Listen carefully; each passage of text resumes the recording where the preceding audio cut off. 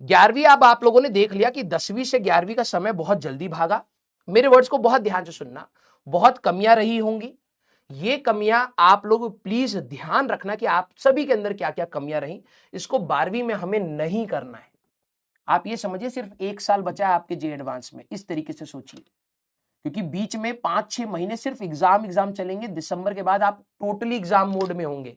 Teachers आपके picture से हट जाएंगे, you will be in the front line और आप ही को एग्जाम से लड़ना पड़ेगा। हाँ, हम लोग बीच बीच में आपके साथ खड़े होते हुए दिखेंगे आपको, लेकिन जिन बच्चों को आदत है कि सर आप हाथ पकड़ के चलो तो ही चलेंगे, आप बताओगे तो ही होगा, ऐसे नहीं कर पाओगे दिसंबर के बियॉन्ड। क्योंकि दिसंबर के बियॉन्ड आपके पास अपने प्री बोर्ड्स होंगे, बोर्ड्स के प्रैक्टिकल्स होंगे, आपको अपने मॉक टेस्ट देने होंगे, जेई मेंस हो जाएगा, उसी में आपका बोर्ड्स होएगा, फिर उसके बाद आपका जेई मेंस 2 होगा, फिर आपके पास एडवांस होगा, कुछ बच्चे बिट्स भरेंगे, कुछ बच्चे WBJE भरेंगे, और भी फलाना ठिकाना बहुत सारे फॉर्म्स होते हैं, आप भरोगे, सीधे आप जून तक एग्जाम फ्रंट पर रहेंगे। And it's not easy to maintain that status. बीच में इतना गंदा सिचुएशन आता है कुछ बच्चों का कि पूरी 2 साल की मेहनत खराब कर लेते हैं, दिमाग काम करना बंद हो जाता है। तो इसलिए मैं कहता हूं बहुत लोड लेकर के पढ़ाई नहीं करना है, बिल्कुल सिंसियर होकर के पढ़ाई करना है, टेंशन फ्री होकर के पढ़ाई करना है। क्योंकि ये जो हमारी रेस है ये स्प्रिंट नहीं है, ज्यादा तेज दौड़ोगे खत्म हो जाओगे, गारंटी बता रहा हूं। ये बहुत आराम आराम से मैराथन टाइप का है। धीरे धीरे अपनी एनर्जी को कंजर्व करिए और धीरे धीरे अपने आप को प्रोग्रेस में रखिए। ठीक है, 11वीं के कुछ टॉपिक्स देखो, कई बच्चों के बहुत बड़े बड़े बैकलॉग्स होंगे, ठीक है, आप लोग मेरे को बता सकते हैं, लेकिन जो लिस्ट है इसके बियॉन्ड आपको कोई जरूरत नहीं पड़ेगी। तो मैंने वो लिस्ट ऑफ टॉपिक्स लिख दिए हैं। सर यूनिट्स एंड डायमेंशन की ऐसा कोई जरूरत, series and parallel of resistance में जाकर के और एक बार जाकर के आपके और रे ऑप्टिक्स में वो lens formula and mirror formula में एडवांस के एरर्स के सवाल है। तो एरर्स आपका थोड़ा सा चाहिए होता है, लेकिन मैंने उसको हटा दिया, उसकी कोई जरूरत नहीं है, वो बिल्कुल बाद में भी आप कर सकते हैं। बेसिक मैथ्स में आपको ग्राफ आने चाहिए। अब आप मैथ्स के स्टूडेंट हैं तो इतना तो मैं आपसे एक्सपेक्ट करूंगा कि ग्राफ्स आपको आने चाहिए, डिफरेंशिएशन, इंटीग्रेशन, मैक्सिमा, मिनिमा, इसके बिना आपका काम नहीं चलने वाला। जिनका बैकलॉग नहीं है, यू हैव टू प्रॉमिस, एक बार आप अपने स्कूल के एग्जाम से फ्री होंगे, कम से कम 2 बार कंप्लीट इन चीजों की रिवाइज करके आप लोग 12वीं एंटर करिएगा।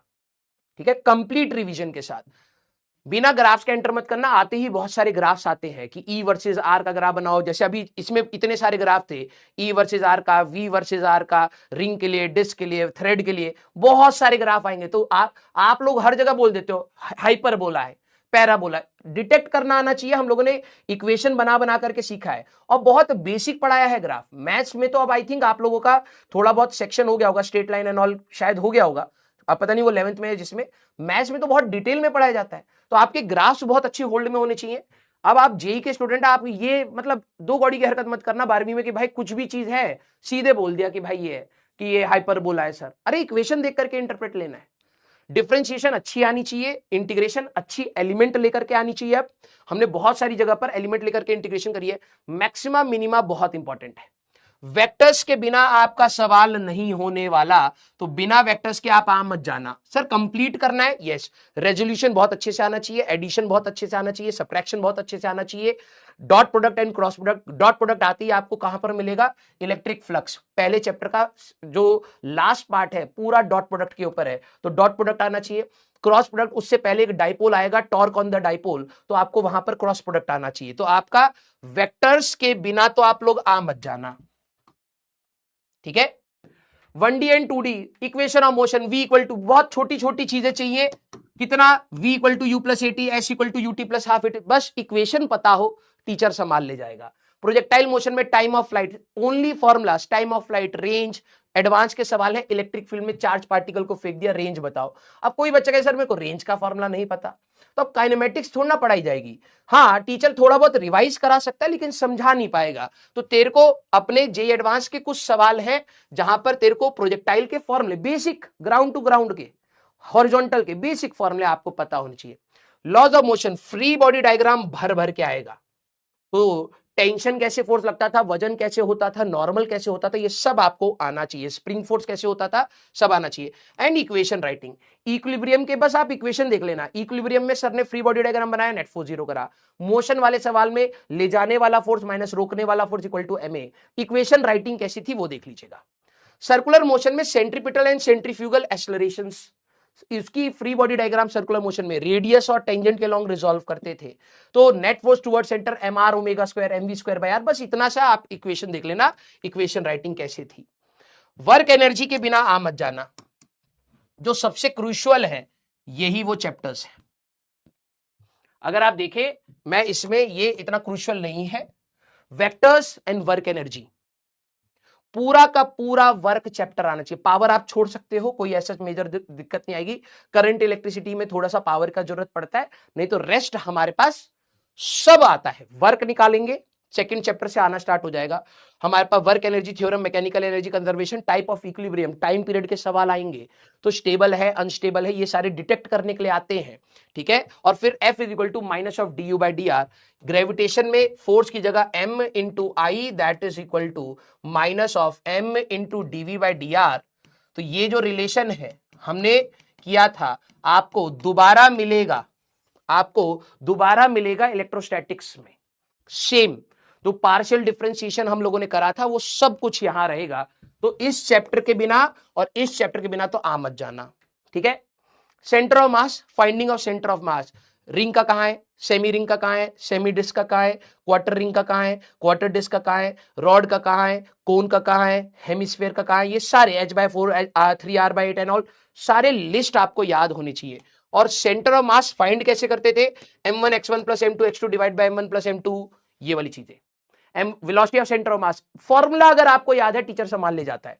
बच्चों के साथ तो ये दिक्कत होती है, सेंटर ऑफ मास क्या होता है सर, उस लेवल पर एटलीस्ट 12वीं मत स्टार्ट करिएगा। रोटेशन मोशन बहुत बड़ा है, हमें कुछ ज्यादा नहीं चाहिए। List of moment, moment of inertia अच्छे से रिवाइज करके आना, क्योंकि जरूरत पड़ेगी। हमारे टॉर्क के सवाल आएंगे, डाइपोल घुमा देगा तो रॉड के सेंटर के बाद घूम रही है रॉड 1/12 ml स्क्वायर, रॉड कोने के बाद घूमेगी 1/3 ml स्क्वायर। तो ये छोटे छोटे फैक्टर्स अगर आपको है तो you will build confidence in class 12th। तो कैलकुलेशन ऑफ टॉर्क डाइपोल से ही आ जाएगा, मतलब फर्स्ट चैप्टर का थर्ड टॉपिक आपका टॉर्क से आ जाएगा। तो टॉर्क निकालना आना चाहिए, r cross F, r into F perpendicular, F into r perpendicular, calculation आपको और कुछ नहीं। Torque equal to I alpha, basic अगर आपको आता है तो आपका काम चल जाएगा। तो ये बहुत मेजर नहीं है, ऐसे नहीं कि रोटेशन नहीं आता होगा तो कर नहीं पाओगे, नहीं, ये और ये नहीं आता होगा तो नहीं कर पाओगे। ये सब मतलब ऐसे है, सपोर्टिंग है, करके आओगे तो मजा आ जाएगा तुम्हें, ठीक है। ग्रेविटेशन तीसरी ऐसी चीज है जिसके बिना आप मत जाना। ग्रेविटेशन तीसरी ऐसी चीज है जिसके बिना आप मत जाना। आपको ग्रेविटेशन बिल्कुल 12वीं के हिसाब से पढ़ाया है, ठीक है। You will be much more relaxed, you will have enough time to try different questions. यही क्वेश्चंस आप जो अभी ट्राई कर रहे हैं, अब आपको 12वीं में खटाखट हो जाएंगे। जब आप खटाखट करोगे तो आपका बचा हुआ टाइम आप क्या करेंगे, अब आप और अच्छे सवाल पर जा पाएंगे, अदरवाइज यही वहां पर बनते, समझ रहे हो। तो करने का फायदा होता है बेटा, कंप्लीट करना है except Kepler's and satellite motion, ये हमें 12वीं में जरूरत नहीं पड़ता है। तो अगर आप इसको भूल भी जाते हैं कोई दिक्कत वाली बात नहीं है, 11th का रिवीजन दिसंबर में कराते हैं तब याद आ जाएगा। सॉलिड्स नथिंग मेजर, सर मेरा सॉलिड्स का बैकलॉग है, कुछ जरूरत नहीं पड़ती, कुछ नहीं। अगर मान लो कोई टीचर यंग मॉडुलस से टेंशन, एक रिंग के अंदर टेंशन है, यंग मॉडुलस को लेना चाहे, एडवांस का एक सवाल है, टीचर वहीं बता देगा, कोई दिक्कत नहीं है, ठीक है।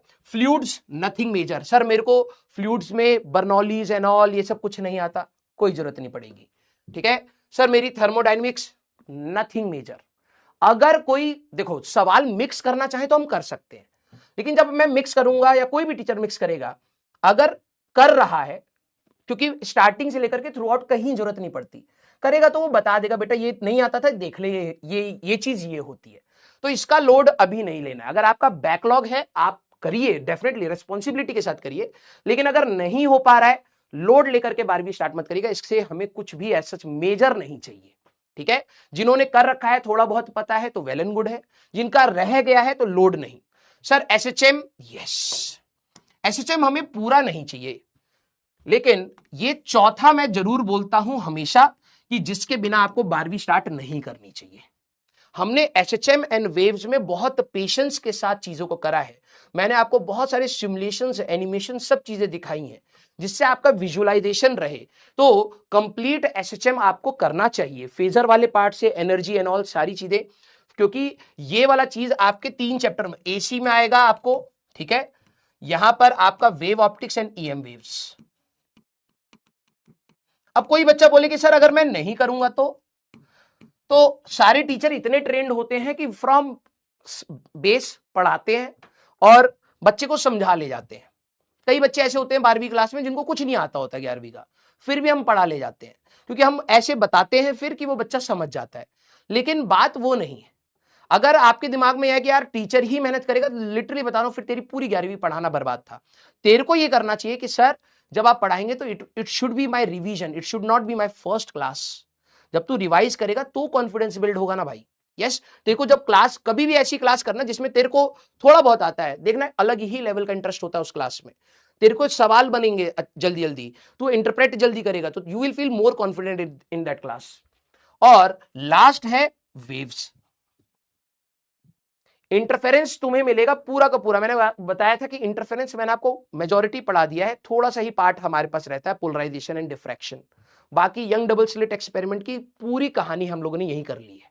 ठीक है, तो आपका ईएम वेव्स जब आपका स्टार्ट होगा, ऑल्दो ये बहुत छोटा सा पार्ट होता है, 1-2 लेक्चर का चैप्टर है, लेकिन भर भर के सवाल है। इसकी पूरी कहानी मैंने आपको यहां पर बता दी है, nothing will be different.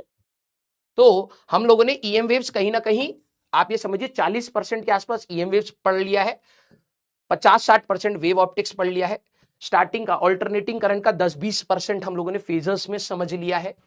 Electrostatics magnetics 3-4 बड़े मेजर चैप्टर हैं। इलेक्ट्रोस्टैटिक्स तो हम लोगों ने ऑलमोस्ट खत्म ही कर दिया है। ठीक है, बस डाइपोल वाला फ्लक्स वाला थोड़ा सा एक्स्ट्रा पार्ट है, ये तो मेजॉरिटी हम लोगों ने खत्म कर दिया है। ठीक है, और ये वाले आपके फंडामेंटल्स हैं। क्लियर? यस। तो ये हमारे पास एक बेस है, ये हमारे पास एक बेस है। क्लियर? सर शॉर्ट नोट्स बनाए क्या? मेरे हिसाब से बनाने चाहिए। ठीक है, मेरे हिसाब से आपको बनाने चाहिए। अगर आप भूल जाते हैं, अगर आप अपने बल्कि नोट्स, आप कितनी कितनी कॉपियां भर गई हैं भाई? ये याद रखना बेटा, बिना इन 4-5 चैप्टर के आ मत जाना। अगर आप सही में 11वीं में स्ट्रगल कर रहे थे और 12वीं में एक अपर एंड लेकर के आना चाहते हो, 1 2 3 4 5 इनको खत्म करके आइएगा।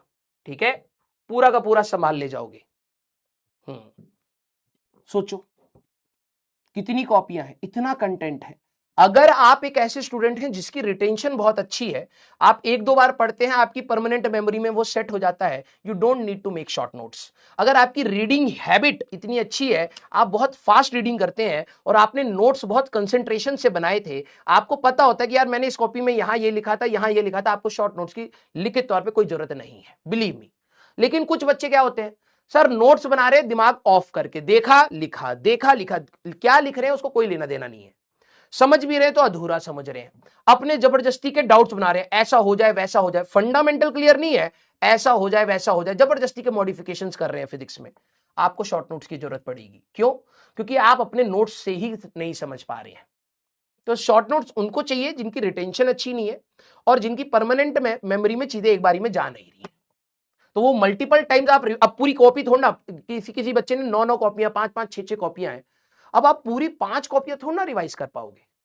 तो आप कोशिश करोगे कंसाइज फॉर्म में जाने के लिए। तो अभी आपके मान लो कि 30 पन्ने में एक चैप्टर खत्म हुआ, तो आपने उसको कंसाइज करके 10 पन्नों में ले आए, फिर 2-3 बार रिवाइज करोगे तो हो सकता है 2 पन्ने में चला जाए, फिर 2-3 बार और रिवाइज करोगे, हो सकता है 1 पन्ने में, वन साइड में ही आपका चैप्टर खत्म हो गया, मेन पॉइंट, बाकी चीजें परमानेंट मेमोरी में। तो ये आपको प्रैक्टिस के साथ करना पड़ेगा। क्लियर है क्या? यस।